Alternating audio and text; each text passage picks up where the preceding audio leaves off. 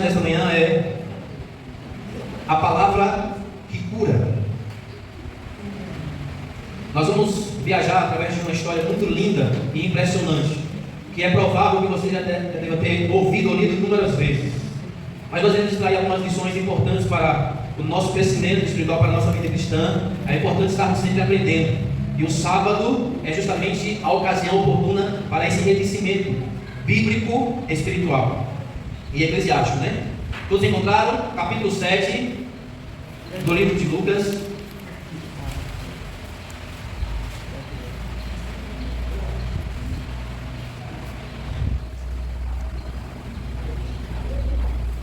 Amém, congregação?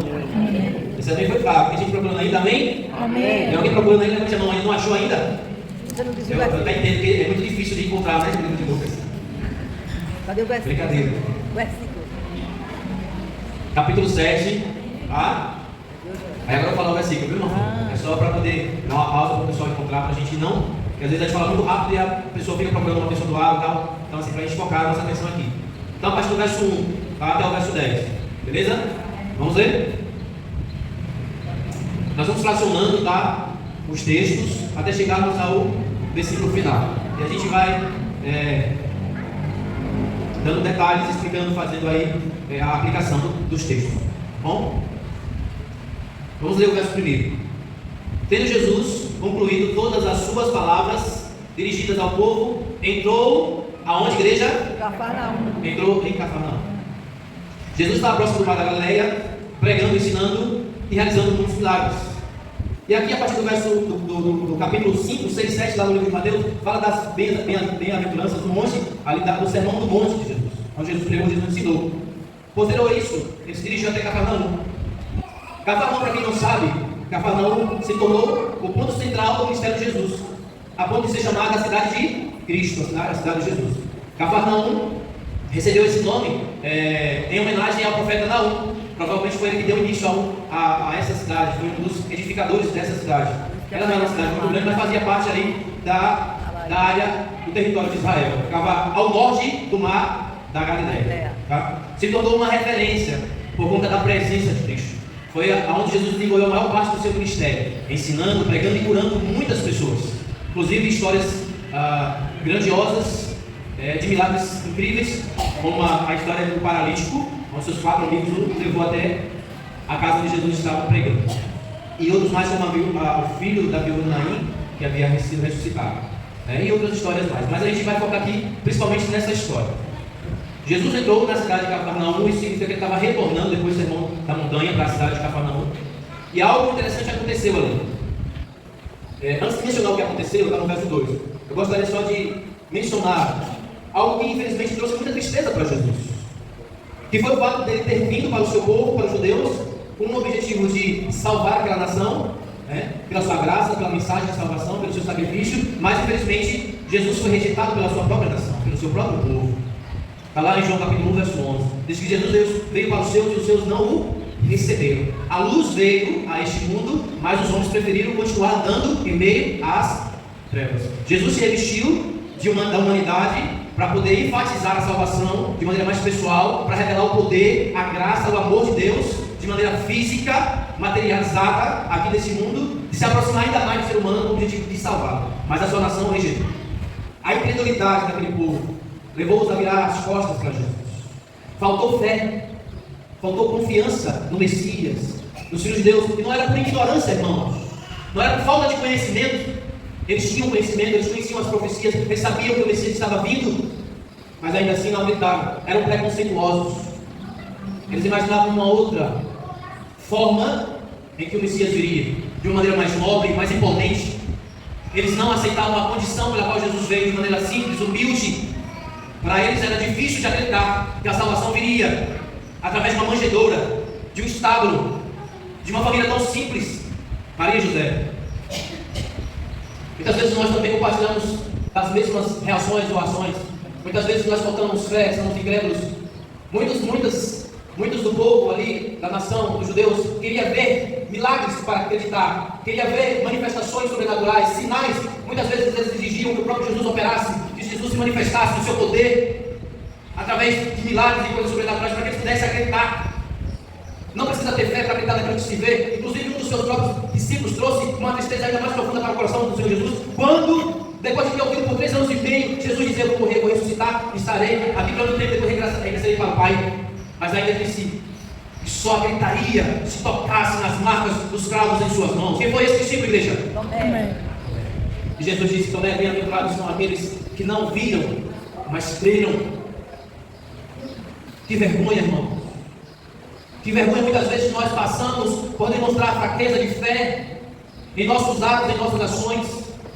Muitas vezes falta poder em nós, como faltou poder no povo de Israel, nos judeus ali, por não ter fé suficiente, por não acreditar que Jesus e que a sua palavra ainda opera de maneira poderosa e eficaz, que é capaz de fazer coisas que o homem não consegue nem sequer imaginar. Jesus continua com o seu poder. Não é porque ele não está presente fisicamente que ele não continua agindo e atuando, ele continua operante. Porque se ele não estivesse agindo e trabalhando por nós, nenhum de nós sobreviveria neste mundo. Nem de nós seria mais daqui. Então significa que ele está o poder em suas mãos, controlando, porque há pessoas sobre essa terra pela qual o Senhor deu a sua vida e que ele deseja salvar. Amém? Amém. Mas ali eles falharam, aquelas pessoas falharam, não acreditaram em Jesus.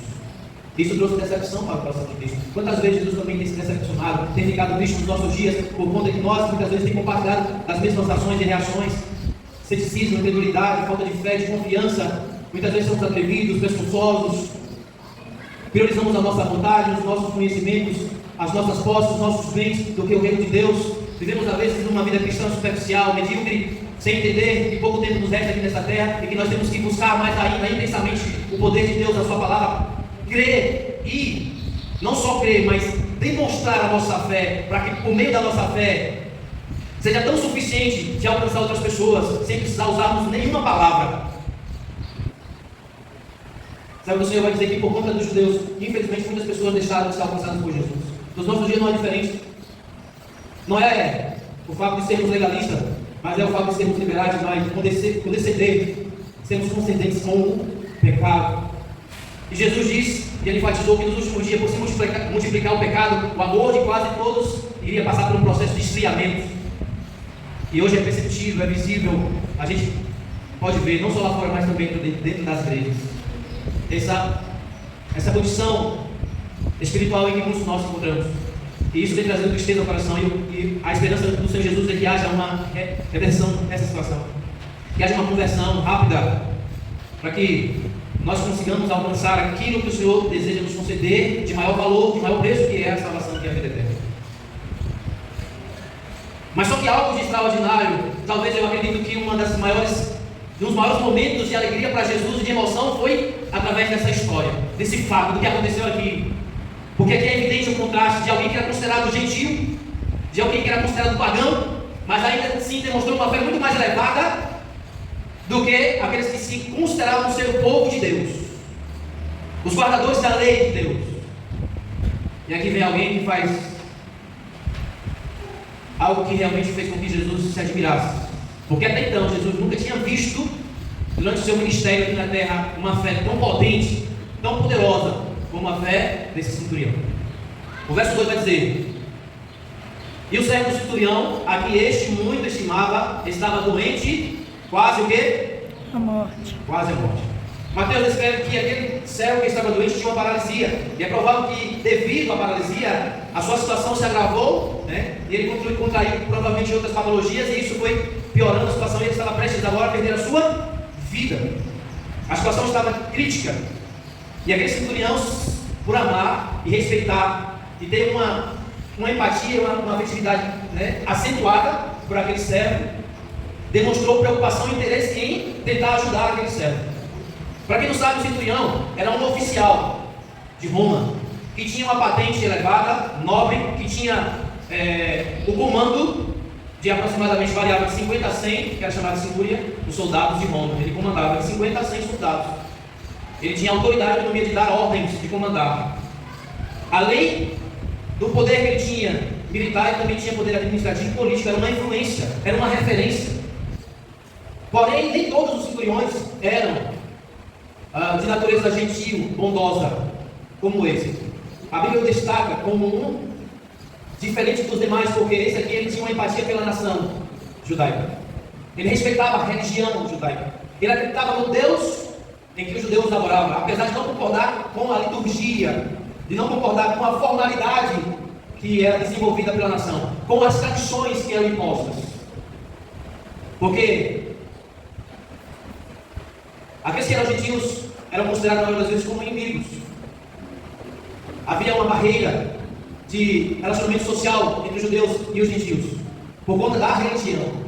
Então isso os impedia de se aproximar deles, inclusive de compartilhar dos cultos, da adoração, do louvor nos templos, inclusive nas sinagogas. Não eram todas as pessoas que tinham a oportunidade de estar congregado em uma sinagoga, tá? Mas esse oficial aqui era respeitado, e a resposta, o retorno, a reciprocidade dos judeus também era acentuada. Eles admiravam esse centurião. Não era muito comum também, sabe por quê? Porque qualquer um dos judeus que fazia concessão com os romanos para servi-los, mesmo que fosse como coletor de impostos, era rejeitado pela própria nação, como Mateus, como Zaqueu. Eles não eram admirados, não eram respeitados, eram considerados como pecadores por conta dessa concessão que faziam para servir ao Império Romano. Esse é o contexto, esta era a realidade. Porém, havia aqui alguém com uma natureza quebrantada, alguém que admirava a Deus, que louvava a Deus e que era generoso a ponto de construir e edificar sinagogas, lugares de culto e adoração para o povo. Alguém que simpatizava realmente com a fé que eles tinham, mas ainda assim era considerado como pagão, como idólatra, porque era romano. Mas ele acreditava em Jesus, principalmente depois de ter ouvido falar de Jesus. Em Romanos capítulo 10, verso 7 vai dizer que a fé vem pelo quê, irmãos? Ouvir o quê? A palavra de Deus. A fé, ela surge a partir do momento que nós ouvimos as mensagens espirituais, a palavra de Deus sendo pregada, que nós ouvimos os evangelistas, os missionários, que nós ouvimos as músicas que são cantadas e que a mensagem que é trazida, que é levada, fala sobre Jesus Cristo, fala sobre o seu amor, fala sobre a salvação, fala sobre a sua entrega, o seu sacrifício. Tudo isso constrange o nosso coração, tudo isso nos sensibiliza, mesmo que muitas vezes nós não sejamos levados a tomar uma decisão radical de entregar a nossa vida a Jesus, mas ainda assim mexe com a gente. A palavra de Deus, quando ela é pregada, mexe com a gente e faz surgir ali uma pequena luz de esperança, nos leva a acreditar que tudo é possível por meio do poder e da eficácia de Jesus Cristo, da sua palavra. Então ele ouviu a mensagem, ele ouviu, foi compartilhado com ele sobre o que Jesus fazia, sobre como Jesus ensinava, sobre como Jesus tratava as pessoas, mesmo ainda se considerando indigno por essa barreira, né, que existia, e também talvez pelo conhecimento, mesmo sendo limitado, que tinha de quem era de fato o Filho de Deus, de quem era Jesus, de quem era aquele que estava sendo anunciado a ele. Essa mensagem que chegou até o centurião é uma mensagem que deve ser levada a muitas outras pessoas aqui nos nossos dias, por cada um de nós que já temos esse conhecimento, que já temos a oportunidade, que temos a acessibilidade. Não podemos rejeitar, não podemos negar a responsabilidade que nós temos como arautos do Evangelho, como ministros do Senhor aqui nessa terra, para poder levar essa esperança. Existem muitas pessoas na condição igual à do centurião, que está esperando talvez ouvir de um de nós essa mensagem.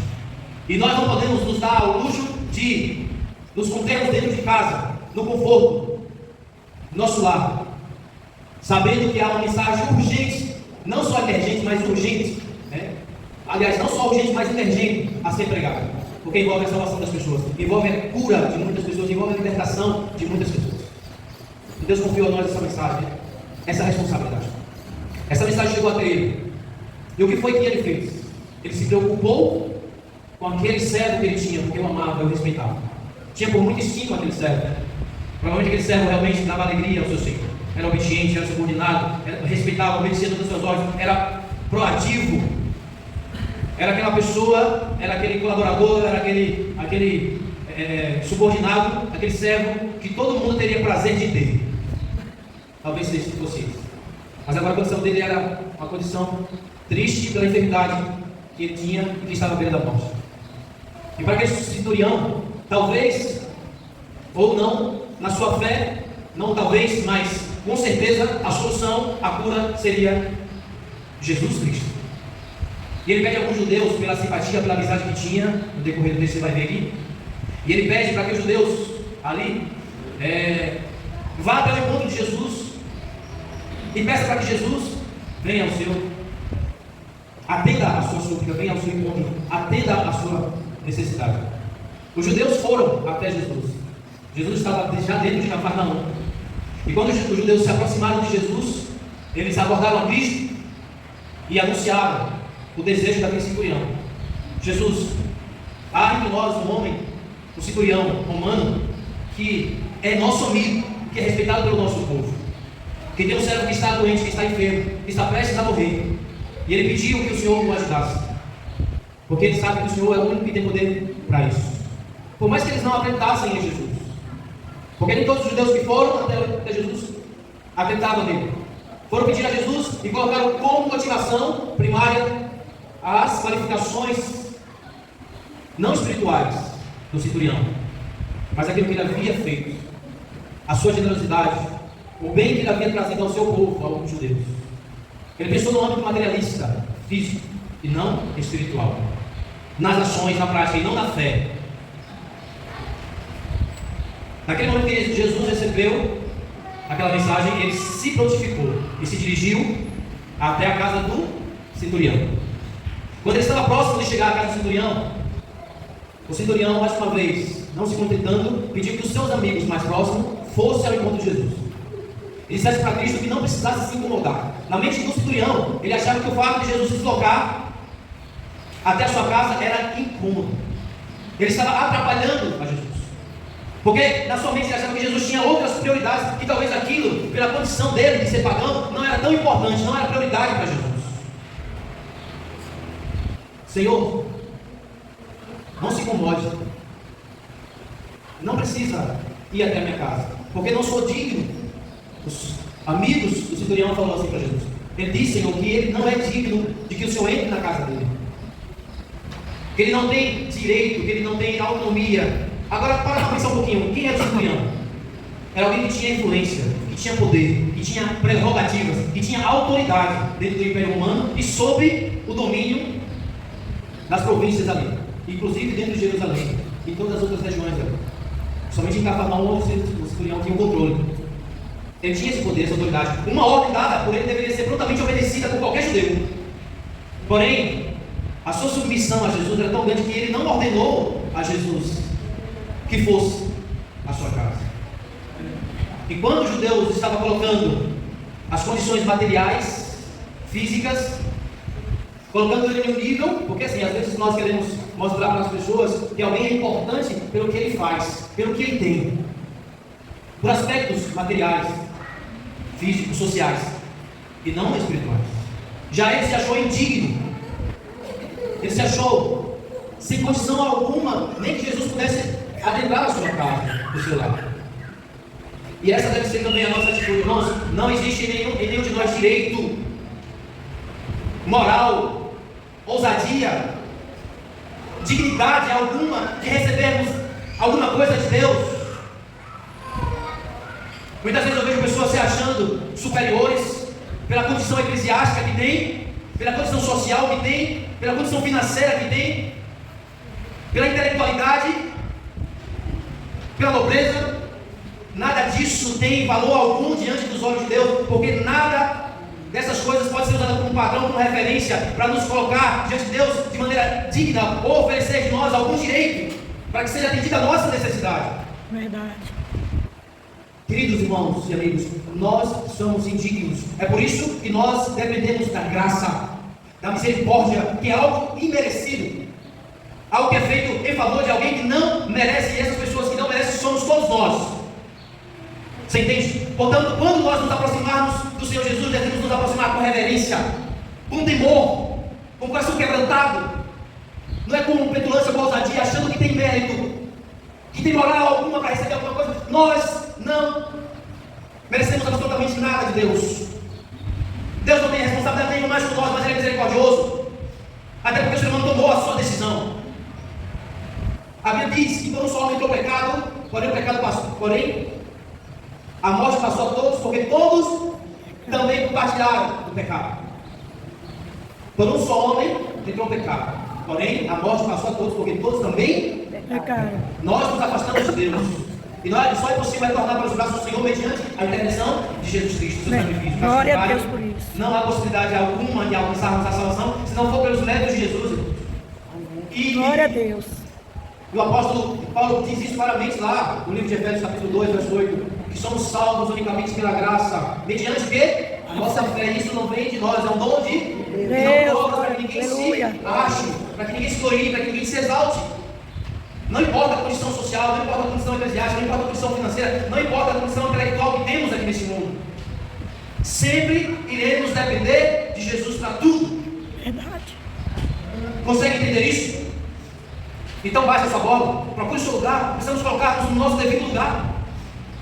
E aí tem muita gente por aí adorando a criatura, irmão, exaltando as criaturas que não são dignas de receber nem sequer a chuva do céu que cai sobre ela.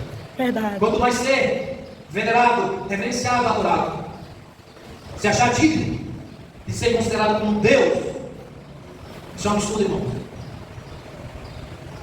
E aqui é interessante, porque à medida que Jesus vai se aproximando da casa, mesmo tendo ouvido os amigos, a intercessão, a súplica, e aqui, irmãos, para você ter uma ideia, não foi um simples pedido, foi um clamor, foi uma súplica, uma insistência,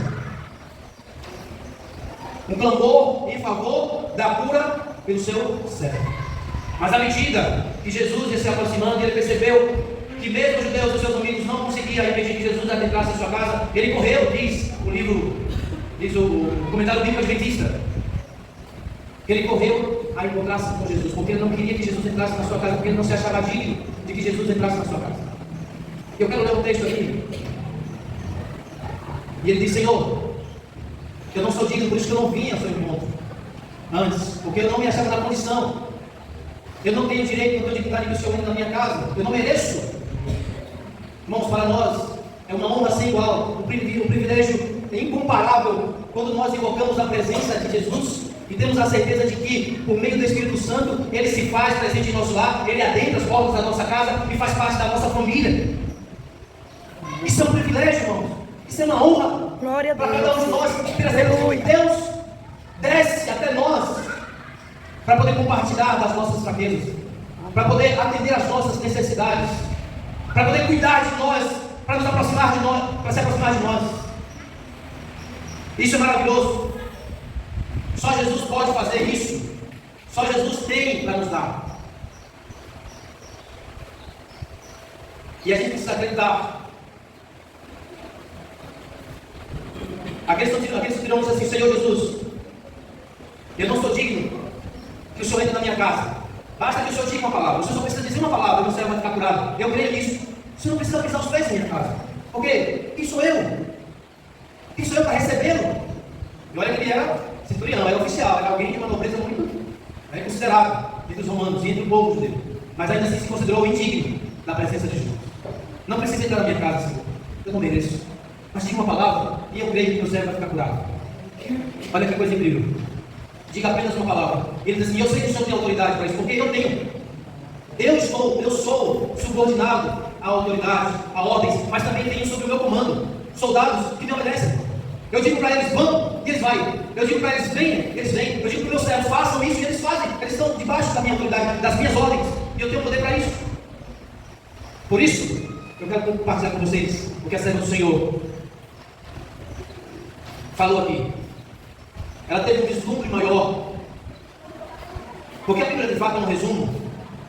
E se você for ler e comparar o livro de Mateus com Marcos, capítulo 8 de Mateus, do verso 5 até o 13, e o capítulo 7 de Lucas, do 1 até o 10, você vai ver que há uma diferença.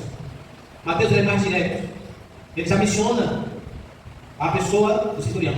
Lucas não, Lucas ele esmiuçou mais, ele buscou mais detalhes, e ele enfatizou primeiro a intercessão dos judeus, depois dos seus amigos, até que ele mesmo totalmente fosse ao encontro de Jesus. Então há essa diferença, tá? Mas não há contradição. E ele vai dizer assim: a fala do centurião, ele disse: Senhor, não te incomodes, porque não sou digno de que entres debaixo do meu telhado. Mas o Salvador continuou andando, e o centurião, ousando afinal aproximar-se dele, completou a mensagem, dizendo: nem ainda me julguei digno de ir ter contigo. Dize, porém, Senhor, uma palavra, e o meu criado sarará. Porque eu também sou homem sujeito à autoridade, e tenho soldados sobre o meu poder. E digo a estes, vai, e ele vai. E ao outro, vem, e ele vem. E ao meu servo, faz isso, e ele faz. Como eu represento o poder de Roma, e os meus soldados reconhecem a minha autoridade como suprema, assim tu representas o poder infinito de Deus. E todas as coisas criadas obedecem à tua palavra. Podes ordenar a doença que saia, e ela te obedecerá. Podes chamar teus mensageiros celestiais, e comunicarão virtude vivificadora. Fala tão somente uma palavra, e o meu criado sarará. Amém? Amém. Olha que declaração linda. Olha que declaração forte de alguém que reconhecia o poder ilimitado do Filho de Deus. Vocês não têm noção da reação de Jesus naquele momento. Quando Jesus ouviu essas palavras, o seu coração se encheu de tanto gozo, de tanto prazer, que ele se virou para a nação, para as pessoas que estavam ali, a multidão que estavam acompanhando. E ele declarou: eu nunca vi fé igual dentro do povo, sabe? Olha que eu estou aqui já há algum tempo pregando, ensinando, e até agora eu nunca vi uma fé tão admirável. Jesus fez questão de testificar, de testemunhar, de declarar para todas aquelas pessoas que aquele mesmo sendo pagão tinha uma fé que superava a fé de qualquer um daqueles que estavam seguindo, inclusive os próprios discípulos. Irmãos, não subestime as pessoas que estão fora daqui da nossa igreja. Existem pessoas que têm uma fé tão extraordinária, tão poderosa, que supera a fé de qualquer um de nós. E olha que talvez a fé não chegue a se tornar do tamanho de um grão de mostarda, ainda assim é eficiente para que o Senhor realize coisas extraordinárias na vida de muitas pessoas que exercem essa fé. Ali foi um choque de realidade para aqueles que ali estavam. Como é que é possível um homem pagão que foi criado, que foi ensinado toda a idolatria pagã de Roma, mas ainda assim acreditava no Deus verdadeiro? Tinha fé suficiente para acreditar que através de uma palavra apenas o seu cérebro seria curado. Isso trouxe alegria para o coração do Senhor Jesus. E essa fé verdadeira que Jesus deseja ver nos nossos dias, irmãos. Há um texto na Bíblia assim: porventura, quando vier o Filho de Deus, achará porventura fé na terra? Se tivermos fé, irmãos, nós seremos conduzidos até o final dessa batalha, desse conflito que estamos vivendo. A fé vai nos levar a vencer o mundo, as tentações, as provas. Quem permanecer com a sua fé chegará até o final e alcançará a vitória. Não podemos desfalecer, não podemos desanimar, não podemos desistir. A nossa fé precisa ser cada vez mais trabalhada, exercitada. Precisamos demonstrar que temos de fato fé suficiente que vai nos levar a sermos salvos pela graça, a garantir essa salvação. Temos que acreditar que essa fé, temos que levar a nossa fé a um nível mais nobre, a um nível melhor, mais acentuado, para que coisas extraordinárias comecem a acontecer na nossa vida. Talvez está faltando muitas coisas acontecer no nosso meio, porque ainda falta fé. E o Senhor está esperando que haja um reavivamento. O reavivamento é justamente a elevação da fé, do nível de fé. A nossa fé ainda está fragilizada. Infelizmente nós temos aberto portas para que a nossa fé seja enfraquecida, seja infelizmente inferiorizada. E a gente precisa abrir os nossos olhos, irmãos, porque é justamente isso que o diabo tem trabalhado para enfraquecer a fé da igreja.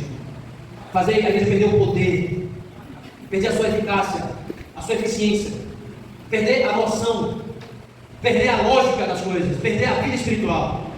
Viver de aparência não é o que o Senhor deseja. O Senhor deseja que a gente viva um nível de espiritualidade cristã cada vez mais especial, dentro dos padrões, dentro da perspectiva que Deus tem para cada um de nós. Eu sei que sermão não muda mais a vida de ninguém, principalmente daqueles que já fecharam a porta para a ação do Espírito Santo. Muitos de nós já endureceu o coração de tal forma que já selou o seu destino. A porta da graça deixou para muitas pessoas, mesmo estando dentro da igreja. Ah, irmão, não acredito. Leia a profecia. E nós temos evidências escriturísticas dentro da palavra de Deus. E, infelizmente, muitas pessoas já endureceram o coração de tal forma, perderam a sensibilidade, a voz do Espírito Santo. Não muda mais de estágio, irmão. Estão neutralizados, parados, estagnados. Não se envolve mais. Não cresce mais. Não se submete mais à vontade de Deus. A palavra não opera mais. Essas pessoas estão sofrendo de uma enfermidade espiritual que estão levando à morte eterna. E muitos estão despercebidos, desatentos para a sua condição espiritual. Talvez a nossa maior necessidade, irmãos, não seja de cura física, como era daquele servo, seja espiritual. A nossa necessidade hoje é de uma cura espiritual. Precisamos nos erguer, nos levantar desse leito que nós estamos, dessa paralisia espiritual. Não é brincadeira, irmãos. Tantos sermões que a gente tem ouvido, tantas mensagens, o Senhor tem se comunicado conosco de várias formas, mas ainda assim a gente se torna irredutível, muitas vezes por orgulho. O orgulho foi que levou muitos a se afastarem do Senhor e vai levar muitos nos nossos dias também. Precisamos nos humilhar, assim como aquele homem, como aquele centurião, ele falou daquilo que nós mais necessitamos, a cura. Nós somos servos, que estamos em uma condição que tem desagradado ao Senhor nos últimos dias, e a gente precisa mudar essa realidade. Isso depende de nós, porque a parte que o Senhor deveria fazer, ele já está fazendo há muito tempo, agora é a nossa. E quando tiver a oportunidade, essa salvação, a salvação não é amanhã, não é hoje, é agora. O apóstolo Paulo diz isso, a nossa salvação é agora, a nossa cura é agora, a nossa liberdade é agora. Existem muitas coisas que, infelizmente, nós estamos querendo que nos aprisione. Estamos sendo prisioneiros porque queremos, porque gostamos. E essa, infelizmente, é a condição que o diabo quer manter os que professam ser cristãos dos últimos dias. Em uma condição que não seja possível enxergar a realidade. Precisamos permitir que essas vendas caiam nos nossos olhos, irmãos. Isso só vai ser possível, e eu vou dizer por que vai ser possível. Qual é o método, qual é o segredo, qual é o poder que vai fazer essas vendas caírem nos nossos olhos? A gente tem a cura física, tem a cura emocional, tem a cura mental e tem a cura espiritual. Ampla, suficiente, completa, perfeita em nós. Tem muitas pessoas que estão doentes fisicamente porque querem, porque gostam daquilo que infelizmente contribui como consequência para patologias, para enfermidades, para doença. Porque Deus nos deu a capacidade de poder, pela fé, de assumirmos a mesma postura, de tomarmos a mesma atitude que aquele centurião tomou. Ele estava intercedendo por alguém. E que acreditava firmemente na palavra de Deus. Jesus disse: olha, pode ir lá para casa, está lá em Mateus, verso 13. Aliás, verso 11, 10 a 11. No capítulo 8. Pode ir para casa. E conforme a tua fé, você alcançará o milagre. Seu servo será curado, se você tem fé. E ele havia demonstrado que tinha fé. E quando eles chegaram lá, o servo estava. E o servo foi curado por meio de quê?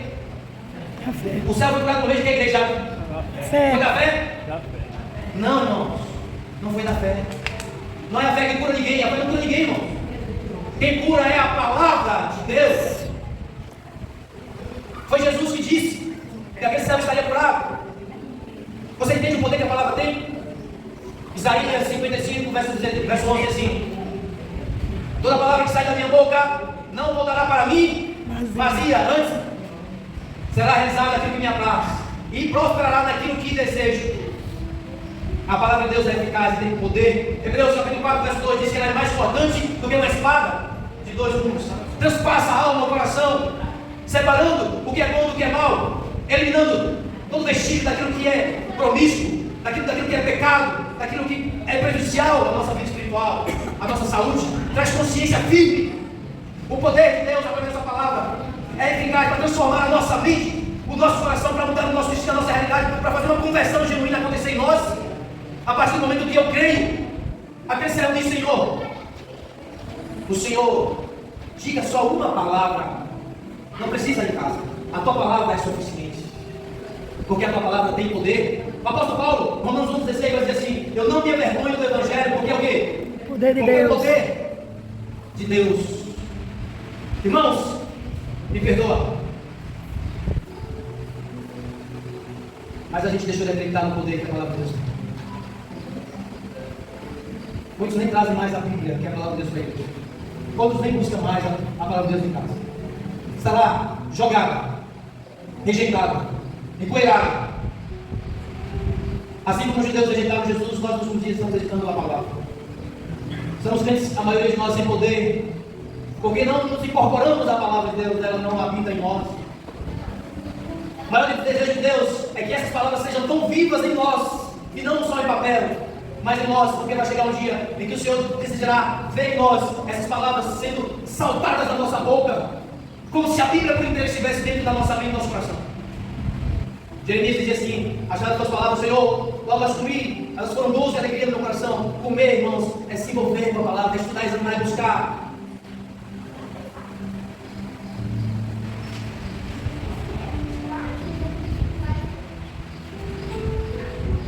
O livro de Apocalipse diz que a palavra de Deus tem poder para poder abrir os céus e fazer chuva cair sobre a terra. Está lá no capítulo 11 de Apocalipse, diz que tem poder de transformar as águas em sangue, de fazer com que qualquer tipo de flagelo venha sobre essa terra. A palavra de Deus é poderosa. E todos nós que estivermos sobre essa palavra estaremos amparados nos últimos dias, quando a angústia surgir, quando o desespero tomar conta desse mundo, quando os flagelos começarem a cair. A palavra de Deus será o nosso escudo, será a nossa fortaleza. Já dizia o salmista: guarda as tuas palavras dentro do meu coração, Senhor, para resistir às tentações, para vencer o mal. Será a nossa espada, a palavra de Deus, para lutar contra as provações, contra as tentações, contra as perseguições que virão. O que vai nos fazer permanecer de pé vai ser a palavra de Deus. Muitas pessoas se levantarão do leito através de uma oração sua, mediante a fé.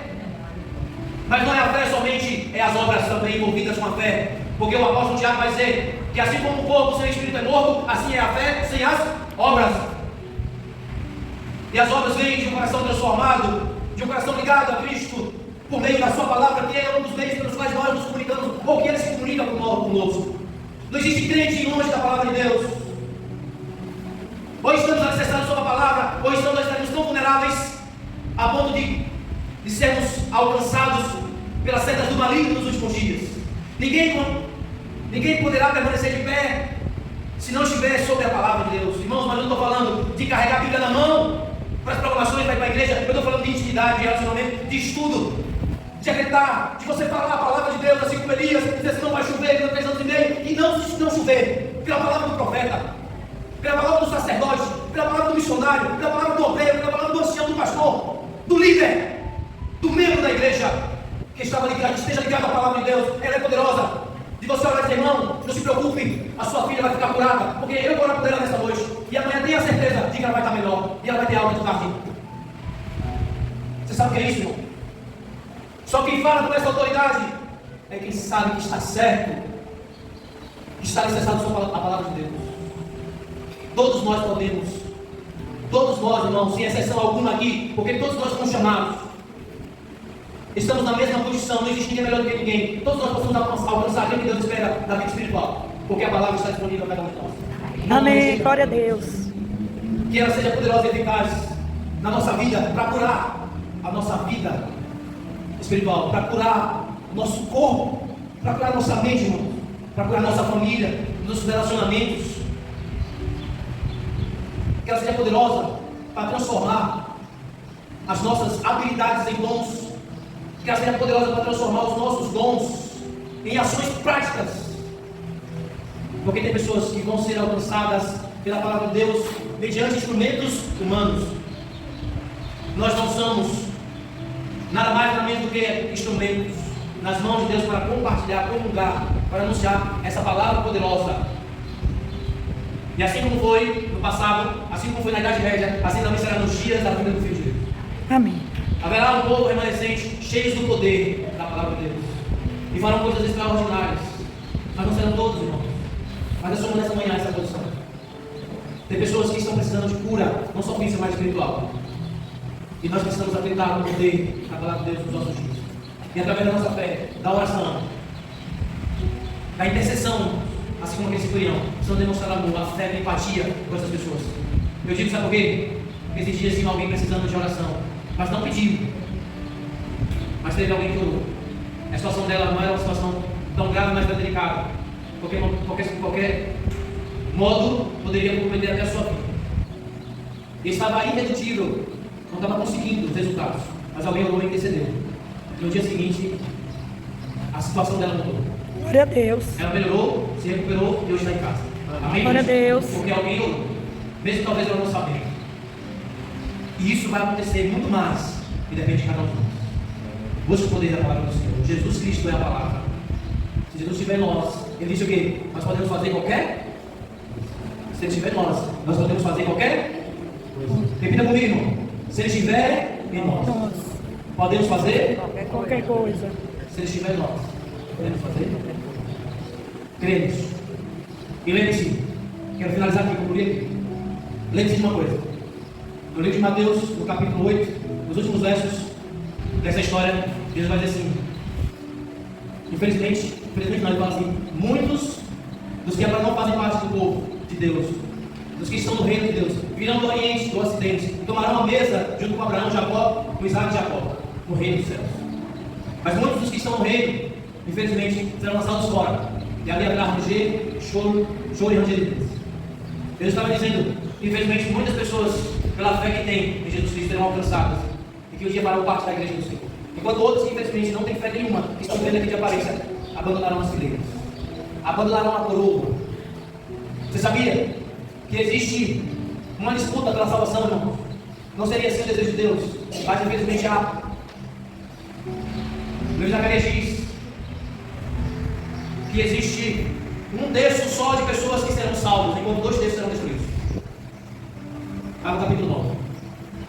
E Apocalipse capítulo 3, verso 11, se eu não me engano, diz assim: esse que vem sem demora, guarda o que tens, conserva o que tens, para que ninguém tome a tua Coroa. Isso significa que eu posso perder minha coroa e alguém pode tomá-la. Então 3 pessoas estão disputando por uma salvação. Sabe por quê? Porque infelizmente muitos são chamados e poucos são Escolhido. São poucas pessoas que tomam a atitude e a decisão de ser fiel ao Senhor e permanecer alicerçado à sua palavra. Muitas pessoas abandonarão porque não suportarão as provas, resistirão. Mas há um grupo de pessoas que serão provados, refinados pelo fogo. E serão esses que permanecerão fiéis. E serão esses que receberão a coroa. Mas tenha cuidado. Tenha cuidado. Se hoje você está com sua coroa garantida, irmão, faça de tudo para não perder. Porque na fila já tem outras pessoas. Tem outras pessoas. E que infelizmente tomarão coroas de outras pessoas. Está na Bíblia. Pode ler. Está de profecia. Não estou falando nada da minha cabeça, não. Se você ler a Bíblia, você vai ver. Por isso, conserve a sua coroa. Não abra mão dela por nada. Se você não está bem espiritualmente hoje, se você não está necessário na palavra, se você não está correspondendo à expectativa de Deus na sua vida espiritual, é hora de mudar. Ou você muda ou você vai crescer. Ou você muda ou você vai dar lugar para outras pessoas que virão e terão fé. E que vão permanecer obedecendo ao Senhor. Mude o seu destino. Agora. Vamos mudar a nossa história, o nosso destino. Vamos orar pela nossa salvação, irmãos. E vamos estar com Jesus para toda a eternidade. Quantos aqui esta manhã decide? Eu quero manter a minha coroa. Eu quero manter a minha coroa. Eu quero estar necessário na palavra e não vou abrir mão da palavra do Senhor de jeito nenhum. Olha, vamos fique de pé, seu Jesus, vamos orar. Glória a Deus. Amém. Louvado seja Deus.